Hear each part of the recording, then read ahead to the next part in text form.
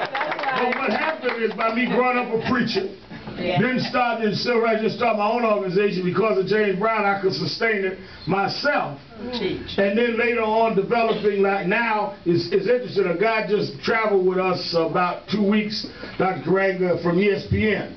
Show you how white supremacy works. Yeah. He went with me to the studio. I do a syndicated show, as he said, 5 days a week for Radio 1, Kathy Hughes. I do a TV show for her. Then I went to do a college lecture. And then I went from there to my office at National Action Network. And the last question he asked in the interview, he says, let me ask you something. I said, what is that?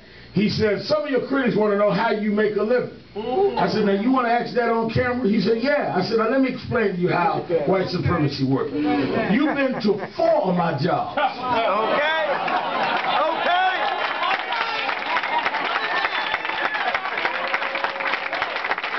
You've been to my radio show, TV show, office, and been to a college lecture that I get paid good money. But in your mind, I'm not working. If Rush Limbaugh had you in his studio, he's a syndicated radio guy. If I'm in the studio, it's supposed to be public service. Because that's our mentality, and then they trick our people into feeling you're doing something illegitimate. Because in their mind, you can't work for yourself, and it'd be a legitimate source of income. But getting back to the point I was making, because I grew up in the black church, I understood black images of authority.